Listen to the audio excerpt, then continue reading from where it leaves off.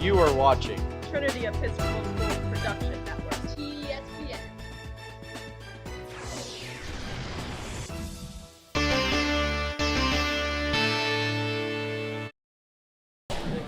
Alright, hey y'all, my name's Abby Faye. I'm here with the girls varsity soccer players, so what are y'all's names? I'm Logan. I'm Kate. I'm Cece.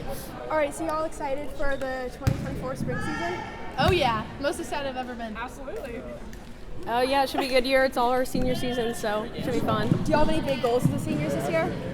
I think just to really focus on development of some younger players because there's a lot of seniors this year. So focusing on kind of leaving the program in a good place. Oh yeah, definitely making it all the way to LIS, state championship, just all the good goals.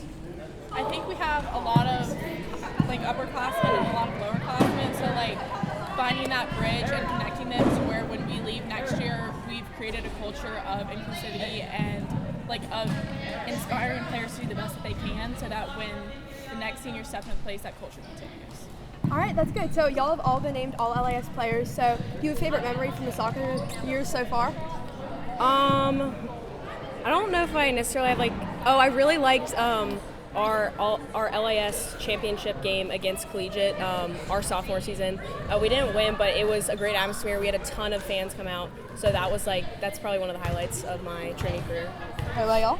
I think maybe our game will be played St. Catherine's on their senior day and came with a shutout win. That was pretty encouraging. Yeah. I think mine also has to be the LIS championship versus Collegiate. Just having that many people from Trinity out there to support us was really unique. We don't usually get that much of a student body out there, so that was just really special having all that support. Nice. So y'all have had a lot of weather challenges this year, but has there been any specific challenges other than weather that y'all have had to deal with? We were supposed to have a game yesterday actually, and it got canceled just because of the condition of the field. But I think that's really just building the anticipation for the season, and we're so excited to get started with games right after spring break. Yeah, I mean one of our biggest challenges last year was that towards the end of the season there was just a lot of injuries, so I think making sure that everyone's staying healthy throughout the whole season, everyone's locked and ready for the end of the season, and just all the big games that are coming up and keeping everyone healthy is a good goal of mine. I mean, I think we've already seen some injuries with players coming from different sports, and then obviously the weather, so just keeping our spirits high, and even when we have events that we wouldn't usually plan for, the game getting canceled yesterday, taking that as an advantage to get an extra day of practice, so when we do get back on the field, we're as ready as possible. All right, do y'all have any pre-game rituals? I don't think I do, no. I mean, just playing music, getting everyone hyped, yelling at them. I have to listen to my Game Base song. Oh yeah, Game Base. Oh Lord. It's just an absolute classic. Never gets old. Just gets me hyped for every game. All right, so Trinity's known for having some pretty big academic and athletic rivals. Do y'all have a specific game you're excited for? I'm definitely excited for any game against Stab. We've been off and on with wins and losses, so I'm excited to hopefully get 2 or 3 wins this year. Yeah, I'm really excited for our game against Veritas. We're going to be playing one of my siblings actually when we get to that game, so it'll be a great rivalry right there. I'm most excited for our away game against Collegiate. It's at City Stadium this year. We've never gotten to play there, so that's going to be a really fun atmosphere to get to play. All right, thank you guys so much. Good luck with an amazing season. Thank you. Hi, I'm Ryan Leroy, joined here by girls soccer coach Rick Hamlin. You guys have been working really hard this offseason. Right just in front of us, just out of screen, the girls soccer team, the weather hasn't been cooperative, so you guys are inside practicing. Talk about that commitment and hard work that you guys have gone through all offseason to get ready. Yeah, we practice twice a week all winter outside, out in the baseball field in cold and sometimes rainy conditions, and definitely got better, as well as we had an indoor team play at SCORE that I think only lost 1 game all winter. So it was nice. It was a good way to integrate some of the new players. Got some freshmen as well as a sophomore transfer that we're really excited about integrating them. We only had 1 senior last year, so there's also a lot of returning talent. And this is probably the deepest team we've had in several years. I mean, when the coaches look at the roster, we see 19, maybe even 20 potential starters. And that has not been the case for a while. And I think a lot of why that number is so big is from the off-season stuff. is where we saw some freshmen that we didn't know, but now we know them. We know what positions they can play. We know what they bring to the table. And so we actually have some real selection headaches to figure out who starts because there's more people that deserve it than the refs are going to let us put in the field. Yeah, I completely agree. You've been doing this for a long time, over 20 years now, coaching girls soccer. So what's something that really sets this team apart from maybe ones that are different from the past? I think we'll find out here in the next couple months, but I am very optimistic because I think the general athleticism is really good. We've got some young ladies who are, even maybe if soccer isn't their top sport or their only sport, but they're just really good athletes in terms of speed, strength, agility, things like that, combined with a few year-round soccer players that really have great soccer IQ and great technical skill. I also just think, again, with only having one senior last year, it's pretty rare to have, and also, this is a bad thing, but in a way, this year may help us. We had a pretty injury-plagued season last year, which means I think we ended up being forced to start about 17 different people. So one of the things sometimes that coaches get asked at the beginning of a new season is how many returning starters do you have? We have 15 returning starters because so many people were forced into starting due to injury. But that means we have a lot of people with game experience. The most we've had probably since 2008, just in terms of if you combine game minutes from this group that you and I are looking at right now play indoor, I think this is probably the most varsity game minutes we've had in about probably 15, 16 years. Yeah, that's really great to hear.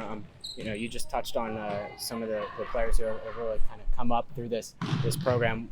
You'll see in just a couple seconds our interview with Cece Molesky, Kate Doroko, and Logan Snyder. Talk to me about those. Those are your captains for this year. Their contributions, all of whom have made LIS Team of the Year. So it's really just a great accomplishment for them. And what's that like for you as a coach when you step out on the field and you have them there? They all three have made LIS, like you mentioned, and they have been through those battles. They played in the LIS championship game. They are all mature in their own ways. And we actually haven't named captains yet officially, so they may or may not be, but they're all leaders, and they're all leaders in the school. Cece and Kate are club presidents. Logan's involved in a ton of different things. And so I really trust them as well as our other seniors, such as Shep Ramsey, Abby Buckner, Jenna Boggs. We have a new senior this year who hasn't played before, and Gabby Strickler. And so having a strong senior class, especially coming a year after we only had one senior last year, August Gregory. August was incredible, but that's not an enviable position to be the only senior. So having 8 seniors this year, 3 of whom have made all LIS in the past, it definitely, as a coach, makes you more confident and makes your job feel a little bit easier. Yeah, that's really great to hear. I know you have a ton of faith in those girls and will continue to have that. I just want to talk to you a little bit more about how your role has evolved. And you've added a really phenomenal goalie coach, as I can attest to, in Carter Tyree in the past couple of years, and his contributions. More assistant head coaches have kind of come in and out. And just talk to me about what your entire staff has been able to contribute to. Ryan, I'm really glad you asked that because this staff, so you mentioned Carter Tyree, incredible goalie coach. He's the most reliable person I know. You've worked with him. He has a great balance of making it fun, but also really challenge you to improve. And we've seen the fruits of that improvement with the incredible improvement that Joe Turkley showed on the boys' side, with Kate Doroko becoming an all-LIS player. He took Mitchell Kugelman from, as a 9th grader, a 3rd string on JV, to, as a senior, starting in the state championship game. So Tyree's incredible. But Ryan Phillips, a 26-year head coach of the boys program. I might be shortchanging him a couple years there. Really the dean of not just Trinity Soccer, but really Prep League Soccer. Coach Phillips is obviously a legend. So to have him in an assistant coach role is amazing. And he's so great with the girls. He's a little bit different than what you see in the fall. But his perspective is incredible. Then Ellis Mumford, who was the head cross-country coach this year, and she's also been a head coach at Hermitage High School in soccer. So, besides me, I've got 2 other coaches who have been program heads, plus Tyree. And then we've also added Brooke Ferguson, who's new to Trinity this year, who works in our academic resource center.